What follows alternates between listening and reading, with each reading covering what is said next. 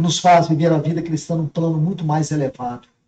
Isso é terapêutico, isso é transformador. Nunca podemos pensar em nossa conformação à imagem de Cristo se nós não entendemos este ponto.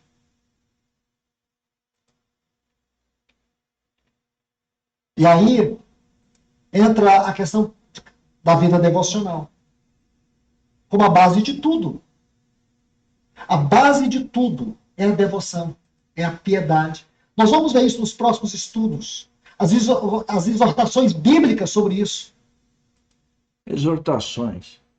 A palavra que não é muito usada no dia a dia é advertência. É advertência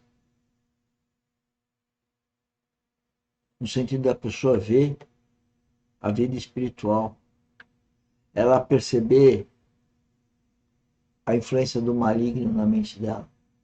Mas geralmente quando você fala isso com as pessoas que não têm maturidade espiritual, que nem nasceram de novo, elas ainda agridem você porque elas não querem ouvir isso. Por que elas agridem? Porque o inimigo toca na mente delas para elas agredirem, não aceitar, rejeitar, fazer rebelião, falar mal, agredir, dissimular, ser arrogante, soberba. Portanto, essa pessoa está na mão de inimigo. Seja seu filho, seu marido, sua mulher, seja quem for, seu pai, sua mãe, é todo mundo.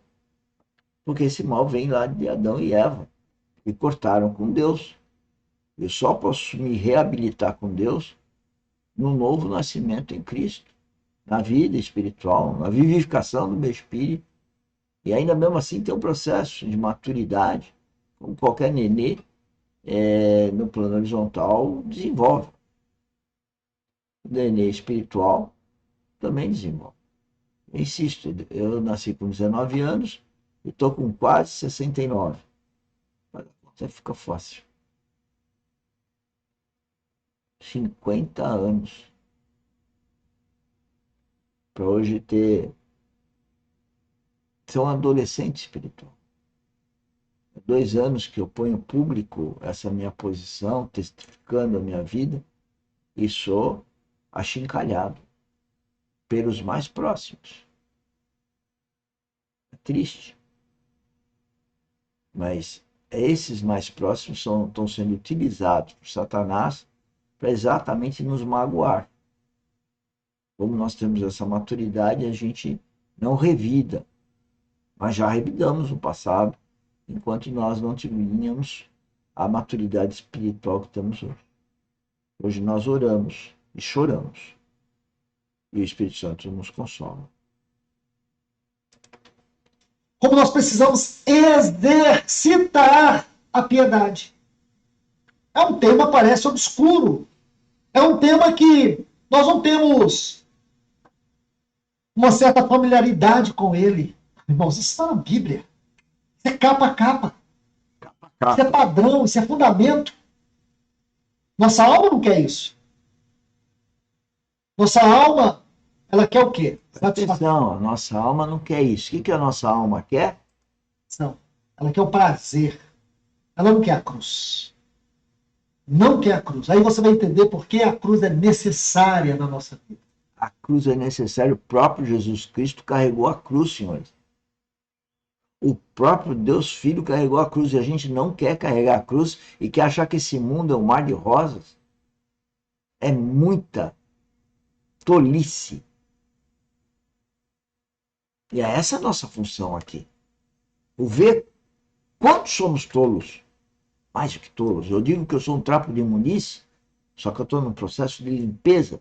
Eu já tomei consciência que eu sou um trapo de imundice. E você que me ouve? Sente que é um trapo de imundice? Se você não tiver nascido de novo, você vai sentir. Você vai se enojar de você mesmo, espiritualmente falando. Porque você cuida da sua cama, cuida dos seus talheres, cuida da sua casa, de higienização, mas o seu espírito está morto. Seu coração está sujo, imundo. É só com Deus, é só com o Espírito Santo que a gente pode começar esse processo de limpeza espiritual. Então chega um momento que você parece que conseguiu tudo, está tudo muito bem. O emprego, a boa casa, o bom carro, a boa condição financeira, bons projetos de viagem, e aí o Senhor vai lá e coloca uma sentença, uma cicatriz na sua testa. E você fala, meu Deus. Cicatriz na sua testa. Aí a gente fica com uns porquês na nossa mente, e não compreendeu o para quê.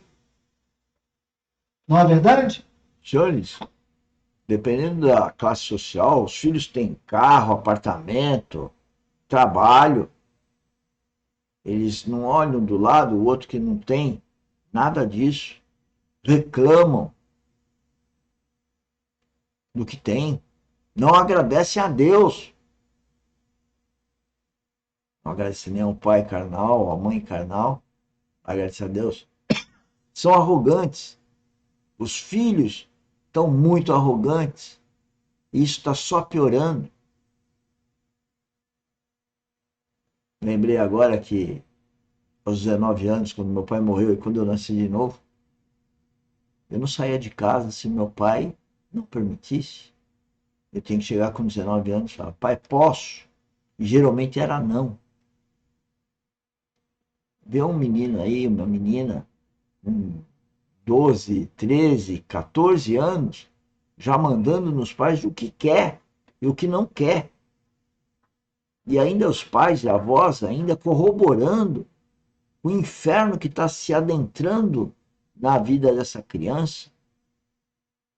Nenezinho, às vezes, gritando no meio de shopping, padaria, restaurante, porque quero, não quero.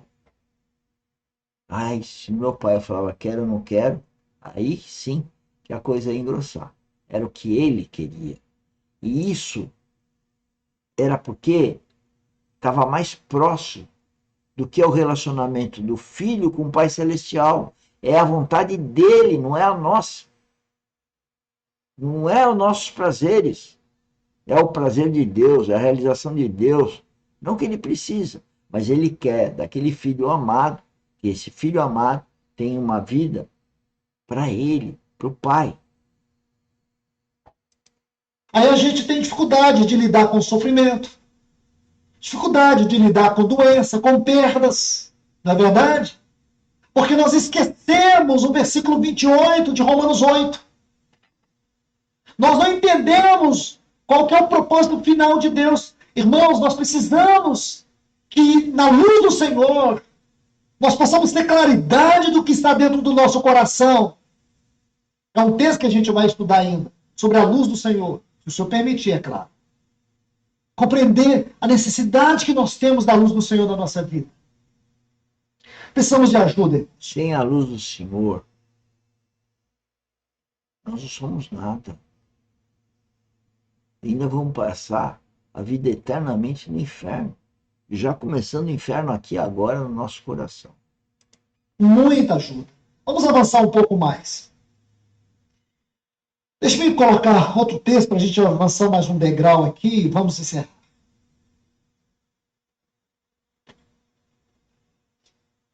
Gênesis capítulo 6, versículos 1 a 3. Vamos entender um pouco sobre a obra do Espírito Santo. Eu creio que essa questão da mente na queda deve ter ficado bem claro para os irmãos que não tem muita coisa a se agregar a isso. Nós temos que entender que na queda, Gênesis 6, versículos 1 a 3. Mas observe isso, Gênesis 6, versículos 1 a 3. Mas antes de ler, deixa eu colocar alguns pontos. Então temos que entender. Primeiro, na queda, quando o homem caiu, a alma passou a governar todo o seu ser. Segundo ponto, a alma se tornou o ponto central onde Satanás procura vencer o homem. A partir da queda se tornou o ponto central onde Satanás sempre vem com o propósito de derrotar o homem e realizar toda a sua obra. Alma. Outro ponto significativo. A escravidão de Satanás sempre vai se manifestar na nossa vida por meio da nossa mente. Ele sempre vai, na sua mente, ou através dela, te levar a um estado de cativeiro, de prisões, por causa da queda. Então a nossa mente passou a ser uma esfera de batalha.